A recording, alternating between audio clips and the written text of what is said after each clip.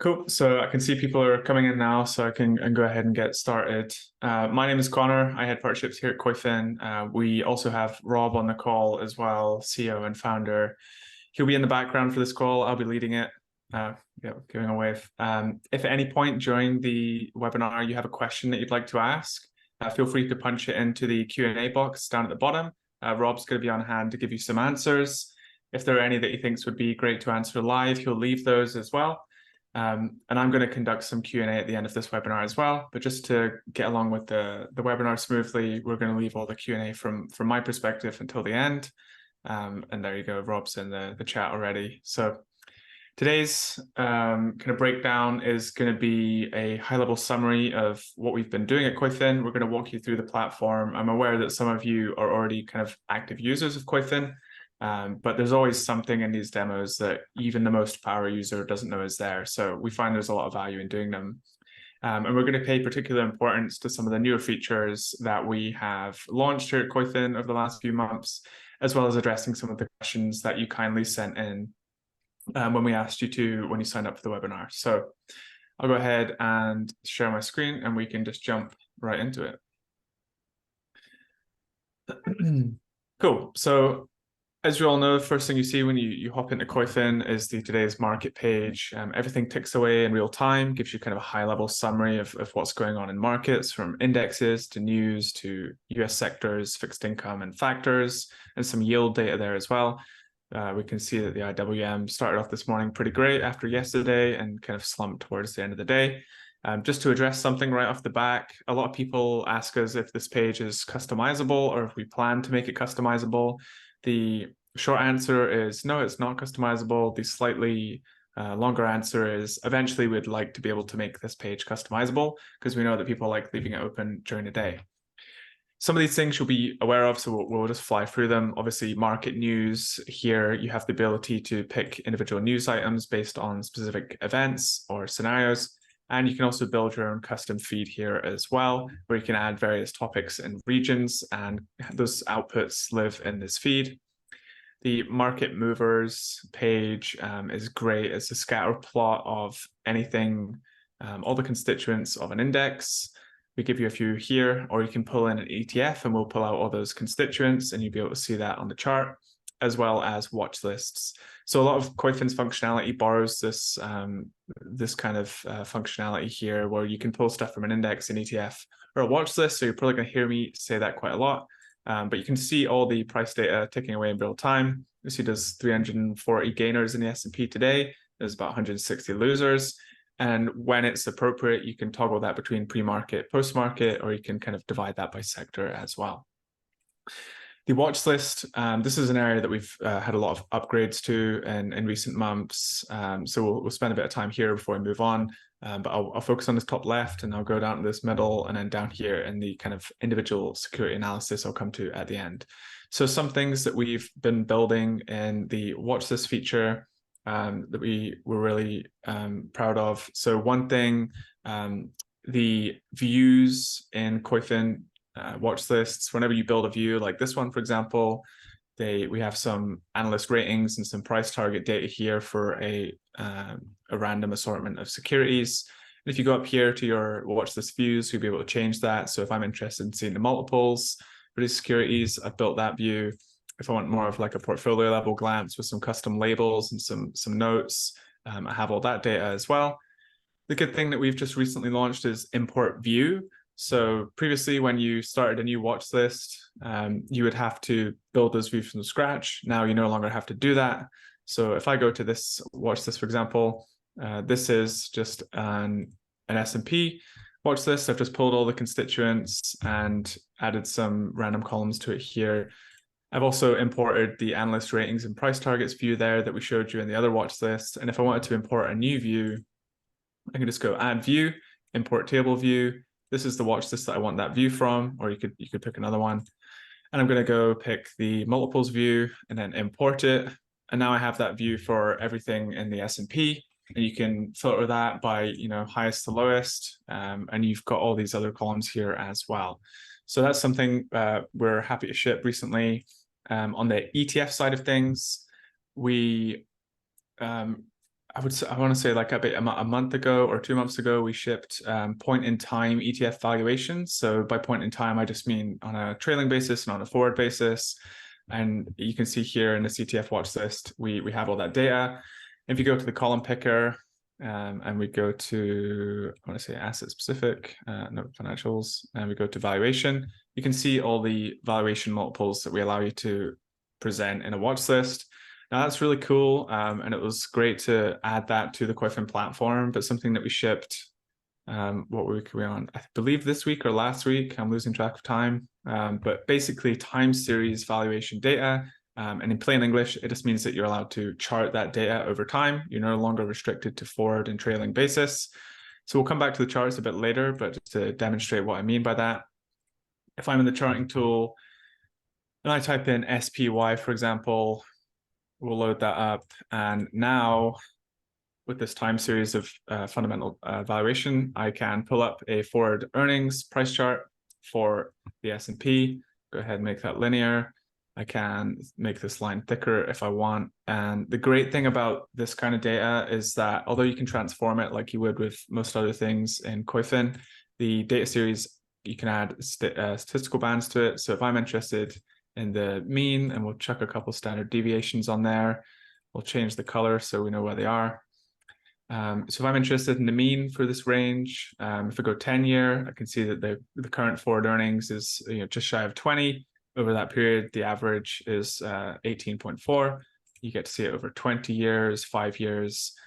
Really useful stuff, something you've not been able to do before in Koyfin.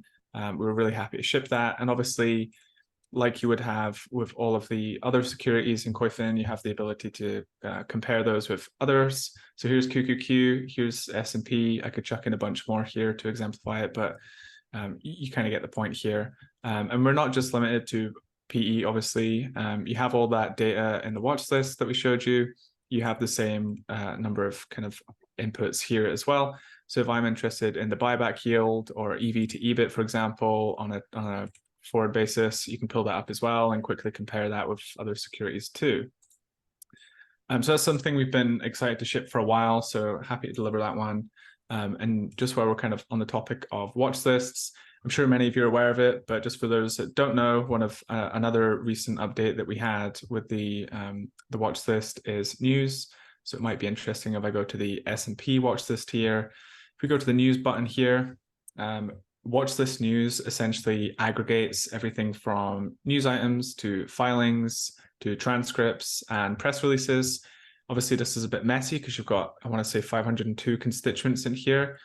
You could have a smaller watch list that's really just the portfolio companies that you're tracking.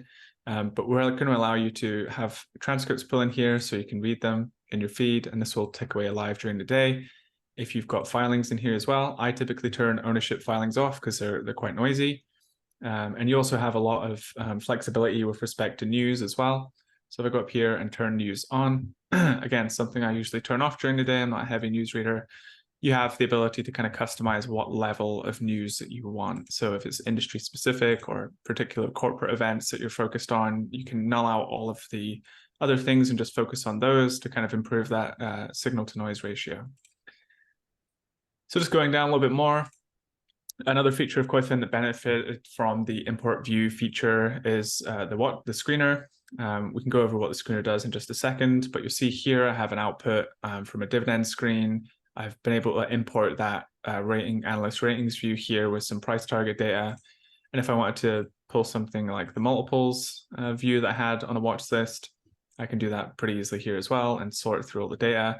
It just kind of removes some of the duplicative efforts that you might have had previously, and now you can just kind of transport those views all over the platform, which is great.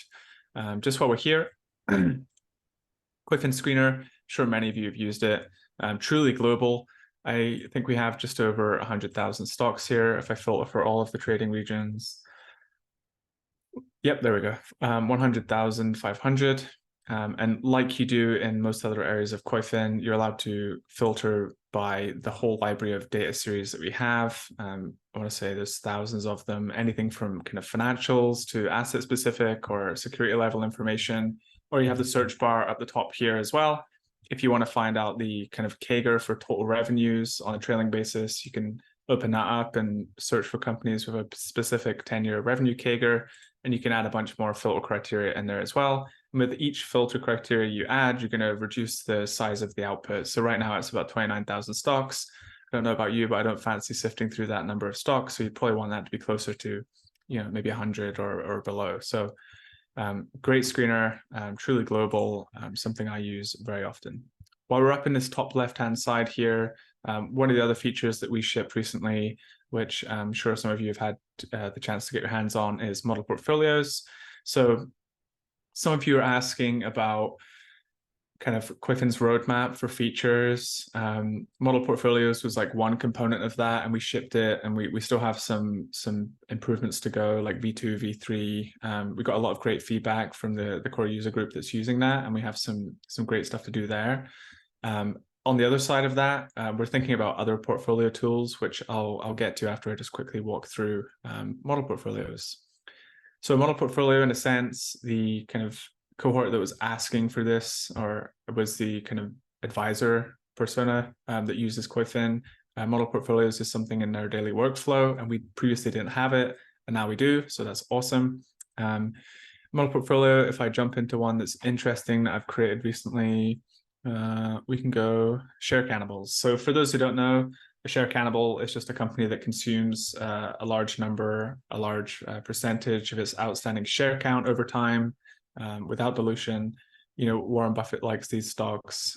So in the creation process, bear in mind this has survivorship bias, it has cherry picking bias, all these biases. It's not an academic study or anything. It was really just to kind of show what the tool does. So with that in mind, I went back to 2010, said, what have been some of the largest share cannibals over the last 12 years or so, picked a few of those, equally weighted it over time with no rebalancing, set it to currency USD, chose a benchmark. You can choose an ETF, or you can also choose another model portfolio as well here.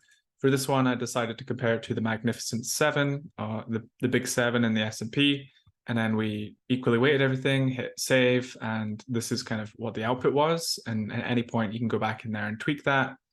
So here you get a summary of the current weightings. Because I didn't have any rebalancing at all, they're not going to be the same as the target weight, and you can see which companies outperformed over this period. So Domino's obviously now takes up about a fifth of the portfolio.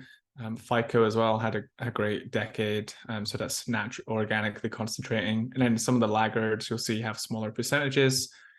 If we go to the performance chart, it's going to allow you to chart the performance of the model that you've built.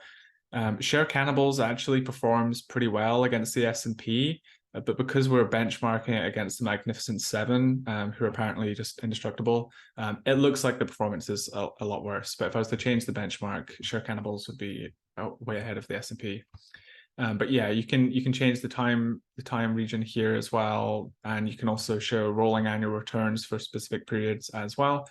And if you want to get a little bit more granular, you can go to the historical returns table, where we break that out by year and by month on both portfolio basis. You've got benchmark basis there as well, and then on a net basis, which naturally looks terrible because of the benchmark we're comparing it to.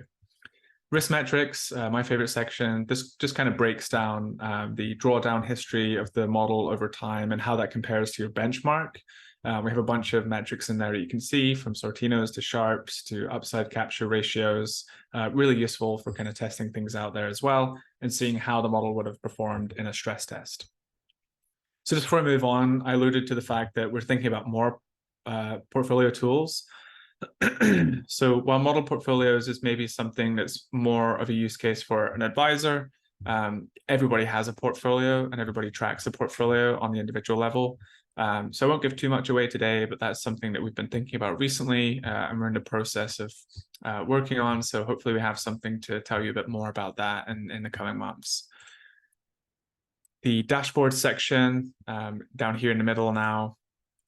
Everybody knows about the Koyfin dashboard, super useful. They're just quick bursts of information, high-level glossaries of the dashboard they're related to. So we've got indices, sectors, we've got yields, IPO calendars, corporate credit spreads, a lot of stuff in here. I won't go through them all, but this both stands as a way to give you the insight that you need, and also candidly a little bit of inspiration as well. So if we're setting something up in here, at any point, you can create something in here. You can click this button, which will take you to the chart tool, and you can kind of edit and adjust these charts as you see fit. And there's a lot of really interesting data here in here as well. I spend a lot of time in the factor page myself. The dashboard section, we have a whole YouTube Koyfin video on this because it's quite a big one. So a lot of stuff you can do here. So I'll try and keep it concise. My dashboard is essentially a custom dashboard, and we're going to give you the component space so that you can add charts, watch lists, scatter plots, and just create a bunch of different views for a bunch of different watch lists that you might be interested in looking at. So here you can see this is the ETF watch list that I showed you earlier with some ETF specific charts here, and premium discount to NAV. This is more of like a portfolio tracking centric dashboard. You've got a list of companies in here, which I may or may not own. And then you also have a bunch of chart templates here. You've got cash conversion cycles, EPS data, revenue, gross profit, repurchase history. And every time that you flick through one of these securities, it's going to change the whole view for you. The beauty of these, I think, is they marry up a lot of the things in Koyfin that if you spend a little bit of time, putting some input into, you get a lot out of it. So like watch lists, I feel like they power the whole platform. Charts as well. These are all chart templates. I've created these chart templates, and when you've created it once, you can use it all throughout the platform. So that's great. You can also use it for more niche macro related data points as well, I guess. So up here on the top, you'll see I've got a bunch of watch lists here that I just squished because I don't actually need to see the data. This is the corporate, this is credit card default rate in the US, which you can see has been spiking recently. But if you look back a little bit in history, you'll see that it's not actually that high. I've got some US initial claims data here. This is US sectoral performance, and then this is the US and UK unemployment rate. I just have those two countries there for me because one, I live in the UK, two, I mostly invest in the US, but I do have some UK exposure, so interested in just seeing that takeaway. And yeah, that's about it. I won't spend too much time on my dashboards. If there is a particular area that I'm glossing over too quickly, you're more than welcome to chuck in a Q&A there. Rob might get to it. I can also answer it at the end. And we also have an extensive library of YouTube videos that we've been creating over the past few months that break down these specific use cases in Koyfin as well. Analytics, a couple of calendars in here. One of them is an earnings calendar. It borrows that functionality of, hey, you can use an index, you can pull the constituents of an ETF, or you can use a watch list. So within seconds, you can quickly just have your portfolio earnings calendar presented in front of you. And then you have the dates and times, you have the expected numbers, and you've got a bunch of other things that you can show and hide in here as well. You'll see that these are blank right now. It's because these companies have not reported. If we go trailing 7-day, you'll see that when that data comes in, we populate that as well so that you can see how they did relative to the market's expectations. The economic calendar, pretty much as it says on the tin, it's a calendar for economic events. If I go show all countries here, you can just, oops. If I go show all countries here, it's because I'm still filtered on the UK. You can see everything going on globally, but if I want to just focus on the US, I can see everything in the US that's coming up over the next week or so, and then also on a trailing basis. Something a lot of people don't know actually is that although this gives you 3 days to a week ahead, you can actually go back any date and time, and you'll find this data populated as well, which is pretty cool. And all of these are interactive, so you can click on these, it will pull up a chart like core inflation here, and then you can see that change over time, and you can also open it up into a chart in Koyfin as well. Lots of charts. Again, as it says, it's just lots of charts. It's actually a pretty useful tool if you want to do various things. For me, I created this chart template, which just shows you the couple of moving averages and then the high and the low, just to get a quick gauge of where the companies that I own trade. Right now, it's filtered on an energy ETF, I think. But you could easily just chuck your portfolio watch list in there, or you can look at the NASDAQ or the S&P, and you can just see which companies are up the highest so far year to date. You've got NVIDIA, Meta, the Magnificent Seven are up there, obviously. You can also use the default charts here as well, but I just wanted a bit more granularity. So I created a chart template. and incorporated it into this feature. Market scatter, before we move on down to this bottom bit here, again, something that users use a lot day to day. In a nutshell, you can express a relationship between two variables on an X and Y basis. We'll create this nice looking scatter chart here for you, and then we'll also give you all that data itemized on the right-hand side in a table, which you can kind of download and do whatever you want with. Right now, I've got this set up for the S&P, below 52-week high and above 52-week low, just see where the market's trading. And just before we jump into individual security analysis section, this bit down here, advanced search. I think advanced search needs to get a bit more love. It's super powerful, and there's two areas to it. So transcript search, we have a huge transcript library at Koyfin. This is going to allow you to just search kind of, from peering over the wall, search the entire library based on specific key terms. So if I type in ChatGPT here, and I have that set up over a couple of decades, I can search. I can see all the most recent instances of someone saying the word ChatGPT, TripAdvisor here last week, and then we're going to just show you exactly where in the transcript that word was mentioned, so you don't have to, you don't waste your time there. And you can walk through these, and you can find every instance of it.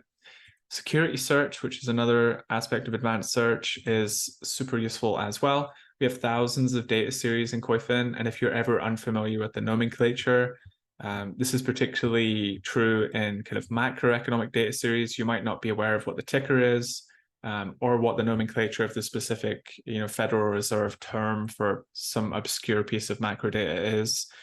You can type that in here, and we'll find it for you. So if I'm interested in, what data does Koyfin have related to phishing or phishing exports in the US, I can literally just type fish. I can narrow it down to economic data points, but you can search for securities and other things in here as well. And then we will filter it down to US, and we'll go search.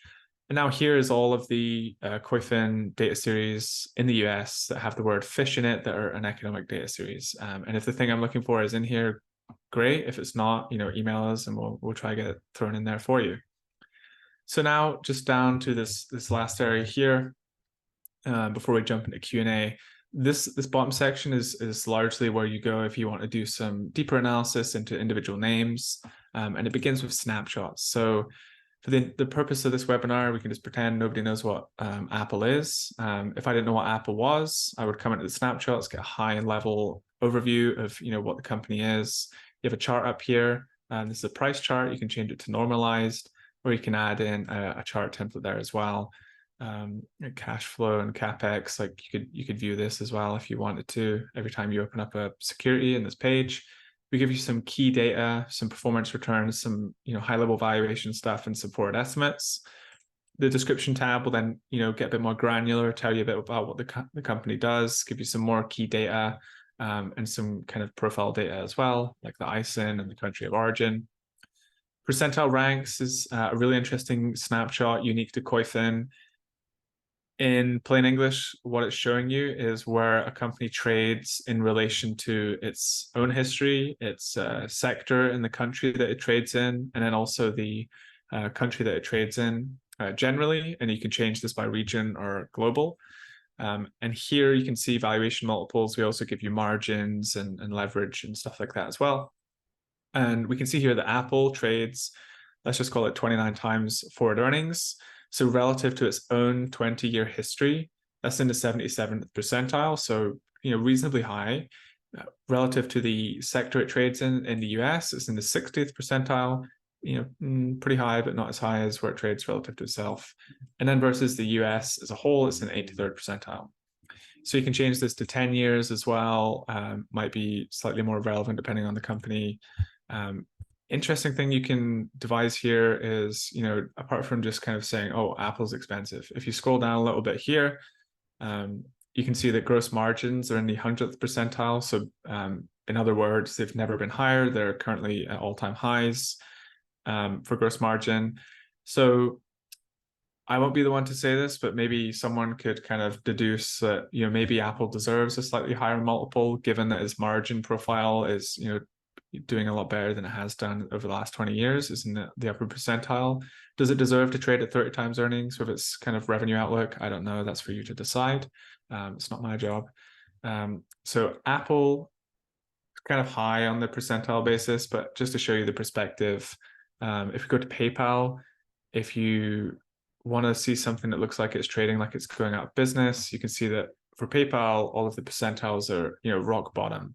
Price to earnings, I think last week it was in the 0th percentile, so basically never been lower. And you come down here, the margins, it's a bit of a hit or miss. Gross margin is getting slammed. EBIT margin is, quite high relative to its own history. And you can see all this stuff broken down by the sector as well, financials. So super interesting. I spend a lot of time in this one. Dividend, we'll go back to a company that pays a dividend. Pretty simple. We break down the dividend history for you on a chart, itemized down here as well. And then we break down the shareholder yield, some annualized dividend growth metrics there, and then some yield and frequency data. Ownership, insider ownership, not as useful for Apple in my opinion, just because you have the typical Vanguard, BlackRock's, Berkshire, and what have you. I spend a lot of time in this page when I'm looking at kind of smaller caps because you can get a better perspective of the insider ownership there. ETF exposure, as it sounds, we show you which ETFs own Apple, in what weight and what size of the fund it takes up. Mutual fund exposure, similar but for mutual funds. And the last snapshot here is earnings history. So this is a really great way to just get a quick high level view of, how often does Apple beat sales estimates? How consistent are they at beating EPS? So here's a 20-year timeline in this chart. And each one of those dots represents a quarter that Apple has reported. A green dot is a beat and a red dot is a miss. And you'll see that I have it filtered by sales here. If I change that to EBIT, probably similarly impressive. And if I hover over one of these dots here, we can see that in the first quarter of 2016, this is what they were forecast to report for EBIT. This is what they did. Here's the surprise or the miss and the range of estimates as well. And we kind of break that down for you down here and all itemized as well. And you can change some things here, like the number of days, the price reaction you want to see. You change the currency, you can download it. Lots of fun stuff you can do in here. And it's super useful when it's a new name. You can quickly grasp, how often is management maybe being too optimistic about the guidance and, all that kind of stuff. While we're talking about analyst estimates and guidance, the analyst estimates tab breaks down all that data for you. So we have forward estimates on an annual or quarterly basis. You see here for Apple, let's go to quarterly.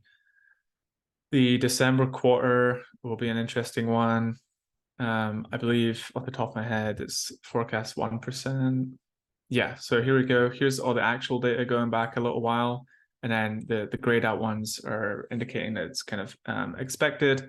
So you can see here that next quarter, Apple is expected to do 1% revenue growth year over year. If you wanted a bit more granularity there, you could, additional estimate data, you could show that. And you can see the range of the estimates, the number of covering analysts and all that good stuff. And we'll go ahead and hide that. And if you scroll down here, you have cash flow, balance sheet, everything you could think of. If there's an estimate for it, we'll suck it in and show it to you. Super useful stuff there. On the price target side, we aggregate all that data for you as well and show you the time series basis on a chart, which you can pull up into a separate Koyfin G chart if you want. And then we also give you the analyst ratings and the change over time. Estimates overview is just kind of like a nice high-level summary of all that data. And then we also give you the historic rolling forward estimate versus stock price, or you can change that to kind of EBIT, EPS, whatever you want, just to indicate the relationship between Apple's share price and the data series that you're filtered on. Then estimates trends. This will show you how those estimates or forecasts have changed over time. A really interesting one to look at here, actually. Apple's interesting because estimates are going down. The stock just continues to hold steady. But NVIDIA, you can really see it here. So up until about late spring, early summer of this year, this is what analysts were expecting on the next 4 years of revenue basis. Then they came out with I can't remember if it was a Q2 or a late Q1 report, and they basically just boosted their own guidance so heavily naturally then the analysts follow, and then the stock market follows, and the cycle continues for decades. But this is what happened. You can see it visually there. Really interesting stuff.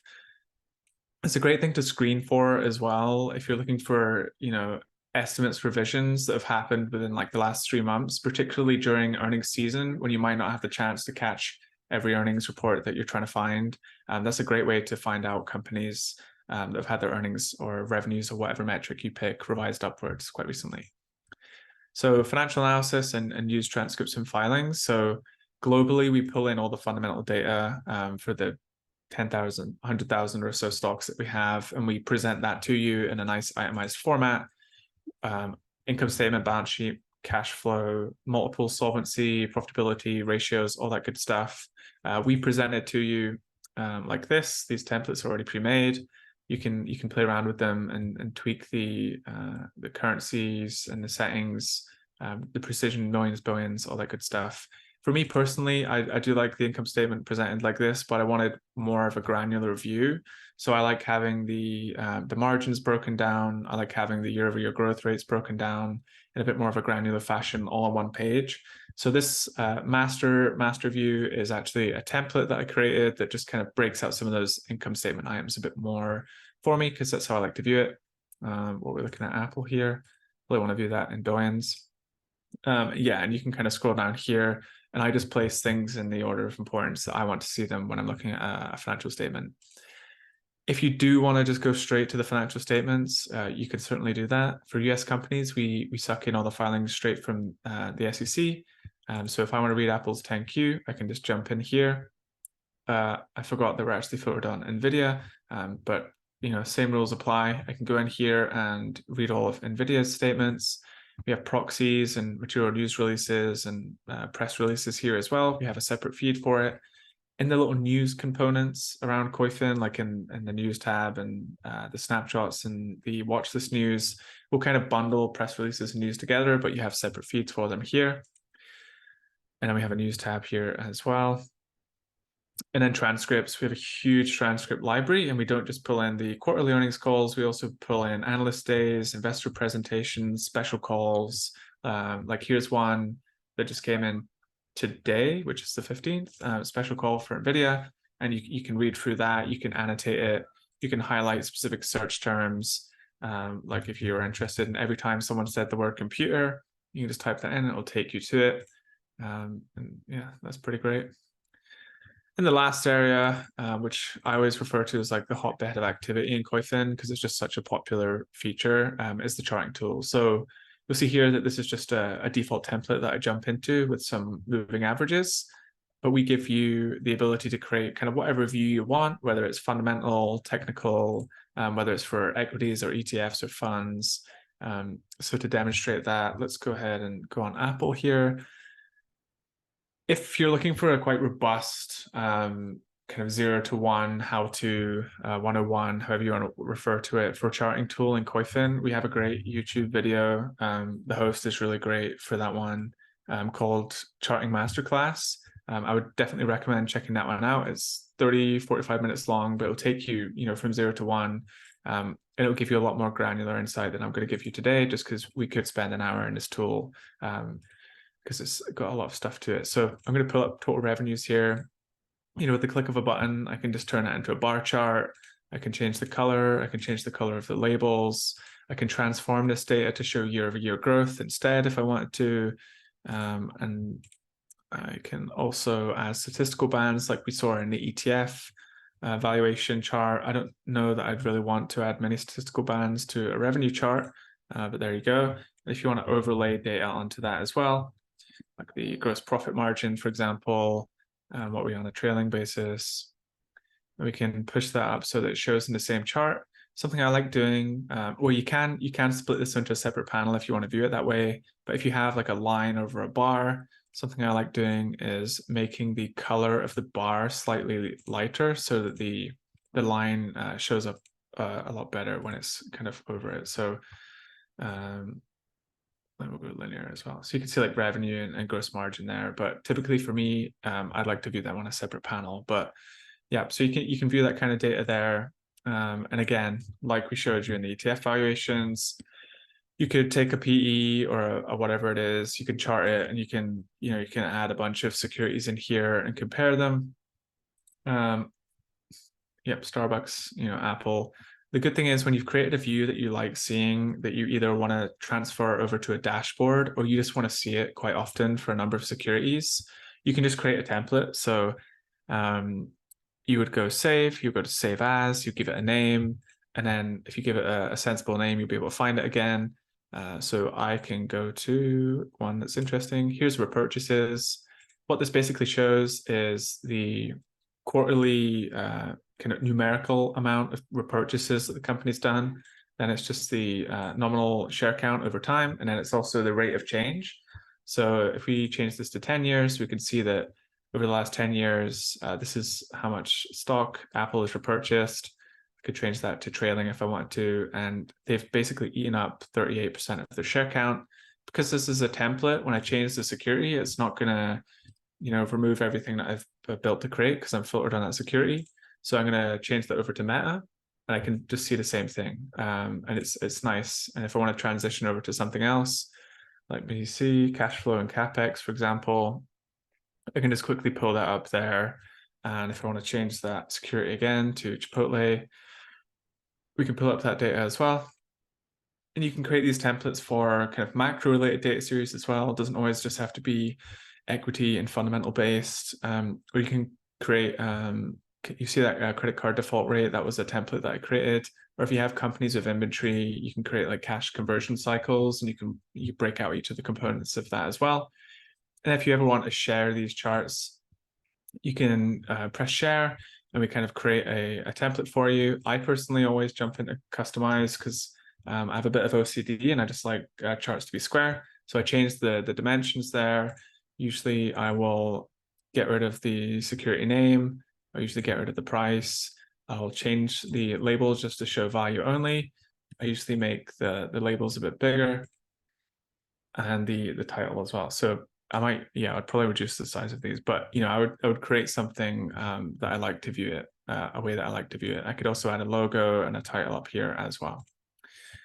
So I think as far as kind of breaking down all the stuff that we've shipped recently and kind of like a high level overview of the platform, I think I'll put a pin in it here. I know that we did have some good questions coming in throughout. So let me just stop sharing.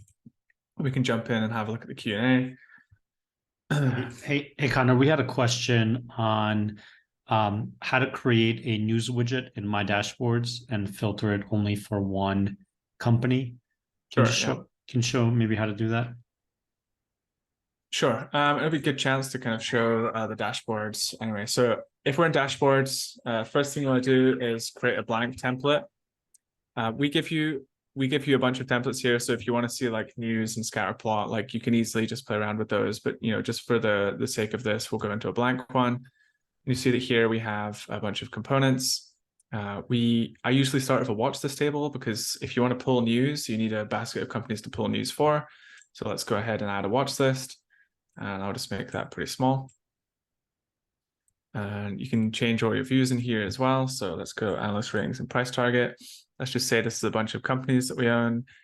Based on this basket of companies, if I go in here and click a news, filings, and transcripts, that's going to pull in originally, it's going to pull me in news for all of these companies. But if I want to change that, I can go down here and we'll go single security. So you'll see the setting here is for my watch list. So it's going to suck in everything, every security you have in there. You can change it to multiple securities or single. So for the purpose of demonstration, we'll go to single first. And if I filter on Google, now you see I've just got Google News. If I go to Visa, now you see I've just had Visa News. But if I want Google and Visa News, I can go multiple securities here. And then the security picker is going to allow you to pick multiple and unselect them. So now I'm getting news for these 2 companies, 3 companies, what have you. And you can do a lot more stuff in here as well. You can add charts and different chart templates and scatter plots as well. So I hope that helps. I don't know if I have an example of like a good. Can you just in that dashboard, Connor, can you just delete the watch list, please, and just show? And just on the bottom, just show how to select one company or multiple companies. Gotcha. Yeah. If you don't have a watch list and you're interested in looking at news for Meta, for example, you would just use the column picker as you would in other areas of Koyfin, and you can add that to that list of companies that you're interested in. Or if you go single security and you just want to see one security, you would pick that security here, and now you just have Meta news going through the pipe. Perfect. And maybe show how to filter on the in the drop down there on the little triangle in the top left of news. Yeah. Yeah, so there's a bunch of components here. We could get into this if people have questions about it, but in terms of filtering the news as well, this is just the easy way to quickly, get rid of some stuff. If you don't want transcripts in here, you can remove those, press releases, vice versa. If you only want press releases in here and you don't want RSS news feeds, you can get rid of that. If you want something candidly that's really high kind of signal, I would just keep premium news on there and all the filings. That's typically what I do in a dashboard. It's just either coming from the company itself or MTM Newswire, which is the higher quality news. So yeah, awesome. Jump back into the Q&A, see if we have any questions here. I can see that Rob's answered a lot of them, which is awesome. If anyone has any live questions, whether it's just a simple answer or a demonstration that you're looking for, would be happy to hop in and answer those.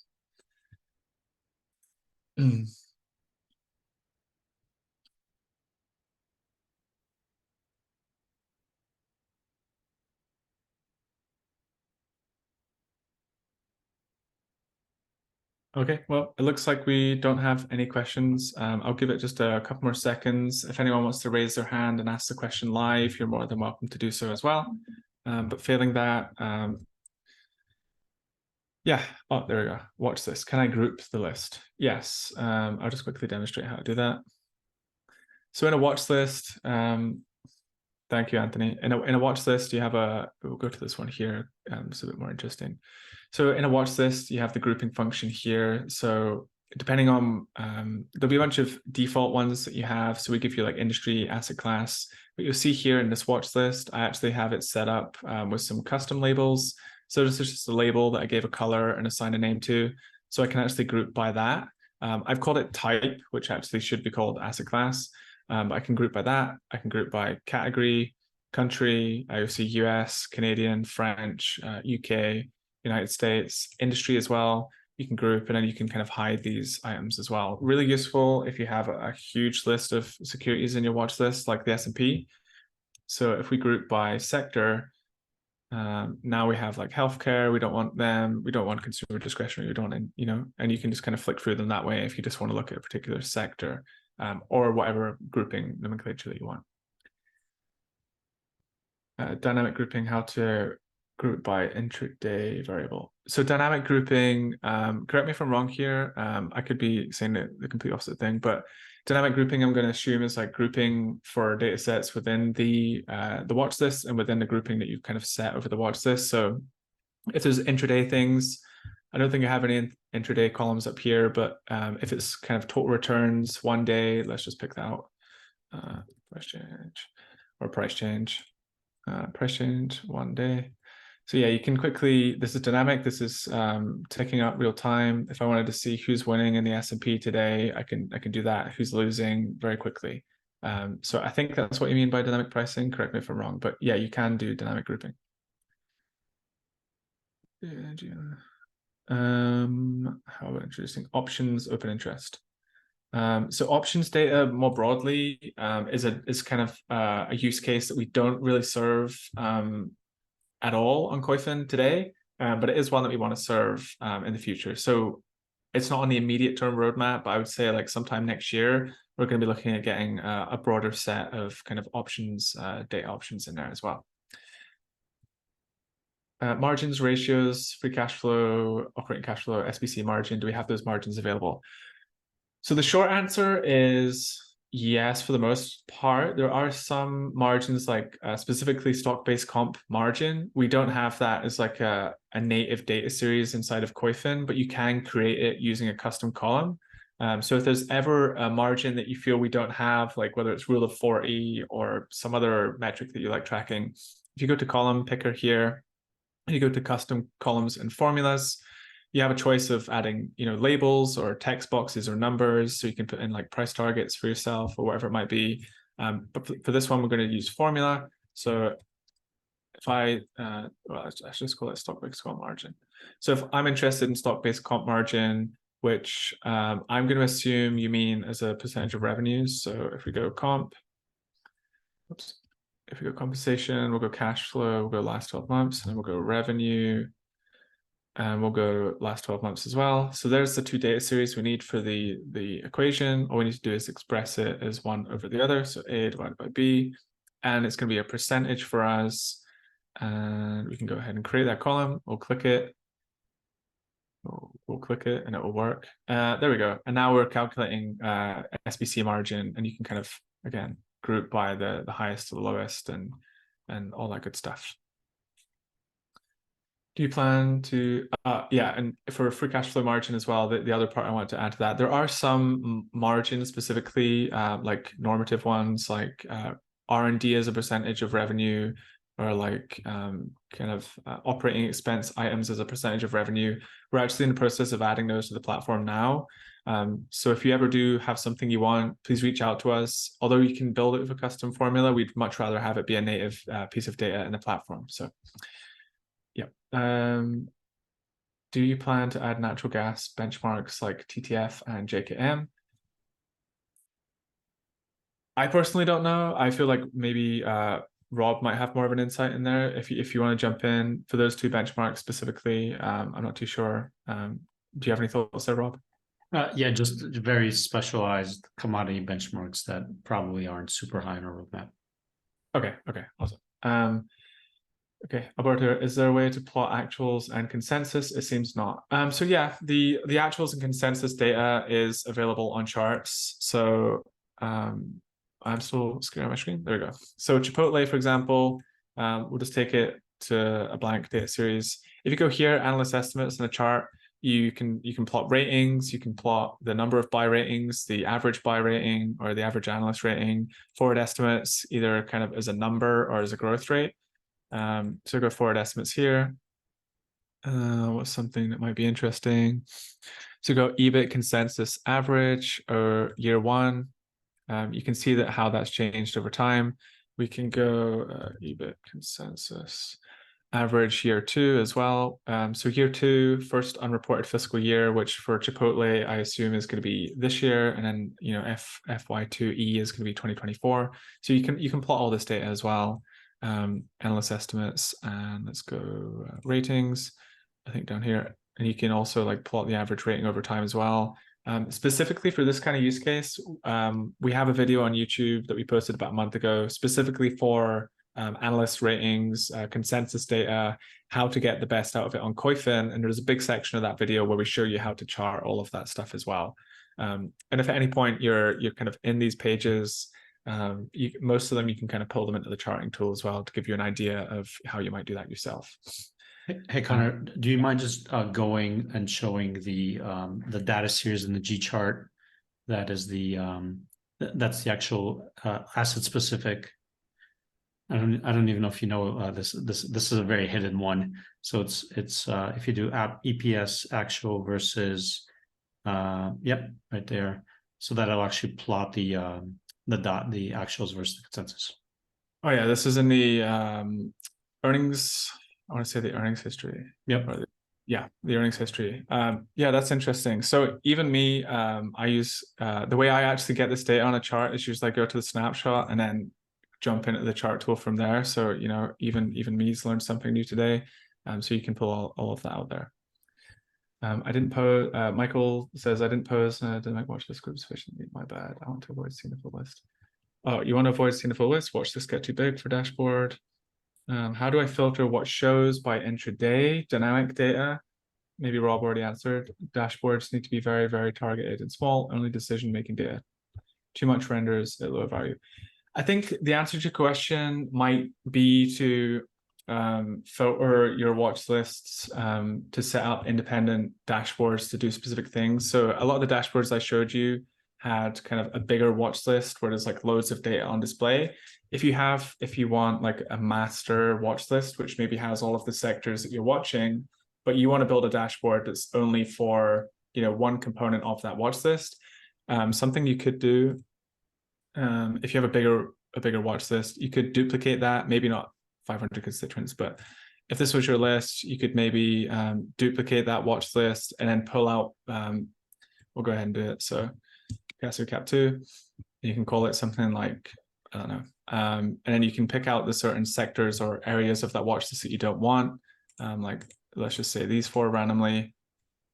And you can go up to bulk delete, delete them. And then you can use that watch list as kind of the catalyst to build your dashboard around. I don't know if that helps, but if you want more kind of insight into that, just feel free to reach out to me after, and I can maybe send you a video demonstrating that as well.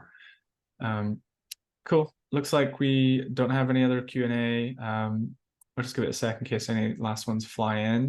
But just before then, if you do have any follow-up questions for this webinar, we will be sending this to you as well if you want to rehash any of the stuff we spoke about. But you're always more than welcome to reach out to either Rob, who's rob@koyfin.com, or myself, which is connor.mcneil@koyfin.com, or the Twitter account, which is @koyfincharts.